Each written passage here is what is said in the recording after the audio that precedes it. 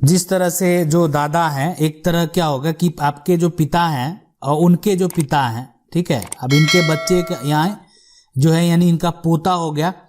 तो ये यहाँ पे देखें कि इनके जो पिता हैं तो इनके लिए ये क्या होंगे, दादा हो गए। अब दादा और ये अगर इनकी माँ है, ठीक है, माँ के द्वारा, तब माँ के जो पिता हैं, ठीक है, ये क्या होंगे, तो इनके लिए नाना हो गए। तो माँ के पिता नाना और पिता के पिता वो दादा हो गए। तो यहाँ पे उस जो वहाँ पे पिता का बच्चा है और माँ का बच्चा है यानी, ठीक है, ये दोनों के लिए यानी माँ के जो पूर्वज हैं उनके पैतृक संपत्ति में भी नाती का हक होगा। उसके बाद आपके पिता के जो पूर्वज हैं यानी आपके दादा के संपत्ति में भी पोता का हक होगा। तो पोता को तो दोनों तरफ से हक है, ठीक है, पोता को यानी माँ का जो पैतृक संपत्ति है मतलब नाना का जो संपत्ति है उसमें भी आपका हक है, और उसके बाद जो आपके दादा हैं जो उसकी संपत्ति है उसमें भी पैतृक संपत्ति में आपका हक है, पूरा हक है। आप कानूनी तरीके से उस हक को ले सकते हैं, कोई रोक नहीं सकता है। तो आज जो सवाल है, जो सवाल डिस्कस करने वाले हैं उसी से रिलेटेड सवाल है, बहुत इंपॉर्टेंट सवाल है। तो चलिए समझते हैं। सवाल है कि मेरे नाना जी का कोई पुत्र संतान ना होने के कारण नाना की संपत्ति मेरी माँ को प्राप्त हुआ। तो इनकी माँ का पूरा इसलिए कि उस संपत्ति के वो वंशज हैं, वारिस हैं, तो उनको तो प्राप्त होना ही था। अब मेरी माँ उस संपत्ति को केवल मेरे छोटे भाई को देना चाहती है तो बिल्कुल नहीं दे सकती है, इसलिए कि वो संपत्ति उनका खुद का खरीदा हुआ नहीं है, उनका सेल्फ एक्वायर प्रॉपर्टी नहीं है। इसलिए अगर मान लेते हैं कि आपके नाना है और माँ है, अब अगर आप सोचेंगे कि माँ की संपत्ति को, तो बिल्कुल जिस तरीके से यहाँ पे माँ है और ये माँ अगर किसी एक बच्चे को दे, यहाँ पे स्वतंत्र है, देने के लिए उनके नाम से संपत्ति किसी को दे दें, लेकिन ये यहाँ पे ये सही नहीं है। नाना के संपत्ति में आपका भी हक बनता है, आप उस पे जो है उसको हासिल कर सकते हैं। अब है सवाल कि कृपया बताएं कि उस संपत्ति में मेरा हक बनेगा कि नहीं बनेगा। तो 100% हक बनेगा। यहाँ पे वो तभी स्वतंत्र हैं देने के लिए जब संपत्ति उनका जो है सेल्फ एक्वायर प्रॉपर्टी है, माँ के द्वारा वो संपत्ति खुद से खरीदा हुआ संपत्ति है, तब माँ देने को स्वतंत्र है और कोई भी ऑब्जेक्शन नहीं लगा सकता है, ठीक है। लेकिन अगर वो संपत्ति उनके पूर्वज से प्राप्त हुआ है तो बिल्कुल आपका हक बनता है। आप कानून में, न्यायालय में जाएंगे, केस फाइल करेंगे, सिविल न्यायालय में, आपको अपना हक जो है वो जरूर मिलेगा। और ऐसे भी आप चाहें तो अगर छोटे बेटे को दिया जा रहा है तो उस पर ऑब्जेक्शन भी आपको जरूर करना चाहिए। सवाल है कि सर जी मेरे पापा दो भाई हैं और मेरे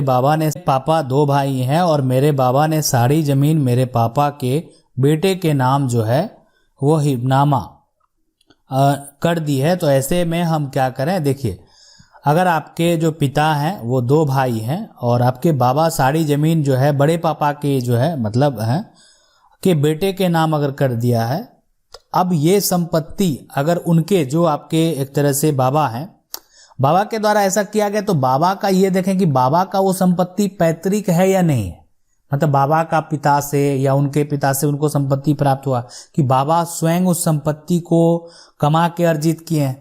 अगर बाबा स्वयं उसको हासिल किए हैं, स्वयं उसको अपनी कमाई से और उसको खरीदे हैं, तो उस केस में वो देने के लिए स्वतंत्र हैं, आप कुछ भी नहीं कर पाएंगे। लेकिन अगर वो संपत्ति बाबा के पिता, उनके पिता मतलब उनको भी एक तरह से पैतृक के तौर पे ही प्राप्त हुआ है, तो उनको देने का कोई अधिकार नहीं कर सकते हैं। सवाल है, सर नमस्कार, मेरा प्रश्न यह है कि 1977 में मेरी माता के नाम इतना बीघा जमीन खरीदी थी, रजिस्ट्री करवाकर और नामांतरण भी जो है यहाँ पे खोल दिया गया था और कब्जा भी हमारा था। फिर 2005 में राज्य सरकार ने मंदिर माफी का जो है यहाँ पे रेफरेंस केस कर दिया और हमने जब खरीदा था तब कोई मंदिर माफी का नहीं था, सिर्फ जो है कारों के नाम से ही जमीन थी। राज्य सरकार ने जो है यहाँ पे रेफरेंस में कहा कि संवत 2015 की पहली जमाबंदी बनी थी, उस समय मंदिर माफी का नोट लिखा हुआ था और यहाँ पे शिकार की जगह जो है मंदिर लिखा हुआ था, इसलिए जमीन मंदिर की है, राज्य सरकार यह कहती है। देखिए, सबसे पहला आपका पुराना दस्तावेज जो जमीन का कागज है, जो पुराना दस्तावेज है वो देखिए कि वो कागज है, जो पुराना दस्तावेज है वो देखिए कि वो संपत्ति जो पहले का अंग्रेज के द्वारा जो कागज बनाया गया वो आप देखिए। सबसे पहले पुराना ओल्ड जो कागजात है कि उसमें उस संपत्ति क्या दर्ज है। उसके बाद राज्य सरकार के द्वारा सर्वे हुआ तो किस आधार पे वो दर्ज हुआ, और वर्तमान में अगर आपका उस पे दखल है तो आप उसके लिए न्यायालय कहता है रजिस्टर्ड, उस पे आपको नहीं जाना है। आपके अंडर में वो संपत्ति है, आप उस पे टाइटल सूट जो है केस फाइल करेंगे, और यहाँ पे जो आपका सामने में कौन है, राज्य सरकार है, तो आपको केस फाइल राज्य सरकार के ऊपर ही करना होगा। सवाल है कि मेरा जमीन पहले खरीदा और उस जमीन के बगल में कोई दूसरा जमीन खरीदा है, उसी के बगल में फिर जमीन खरीद लिया, क्या आगे पीछे होने का उपाय है रजिस्ट्री के अलावा? देखिए, रजिस्ट्री के अलावा जो दस्तावेज अगर आप तैयार करेंगे तो ये यहाँ पे आपको क्या कर सकते हैं, तो वो एक तरह से परमानेंट नहीं होगा, ठीक है। बाकी जो दस्तावेज है उसको आप एक तरह से एग्रीमेंट के तौर पे काम तो किया जा सकता है, आप जितना साल का लीज बनवा सकते हैं, लेकिन वो परमानेंट सॉल्यूशन नहीं है, और रजिस्ट्री जो है वो परमानेंट सॉल्यूशन है।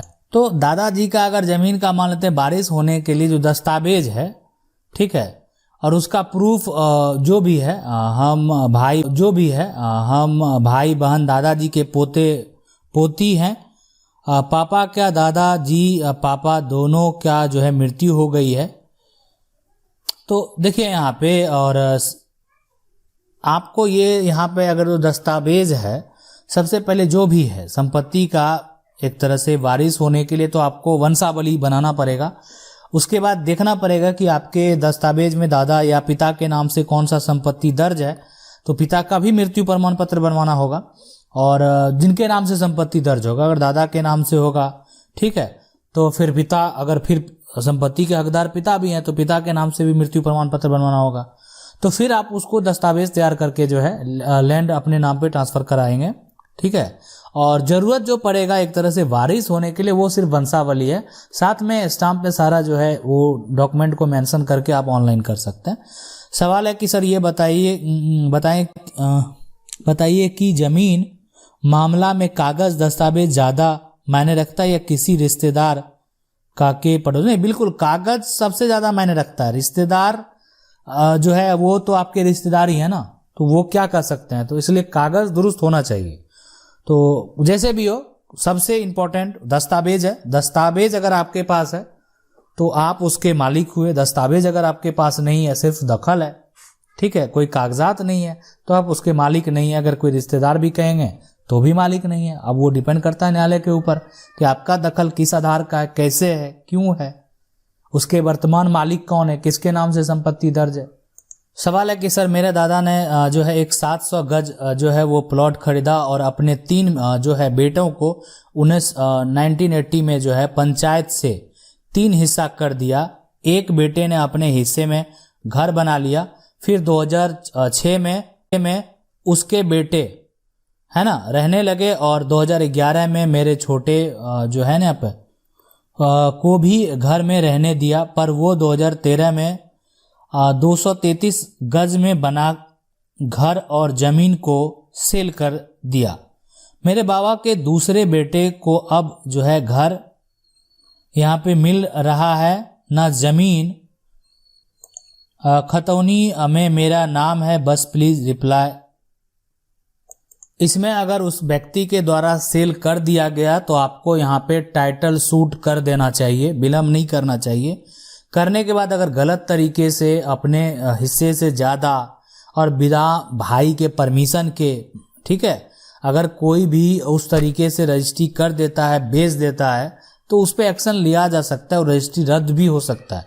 तो आपको जो है टाइटल सूट जरूर कर देना चाहिए।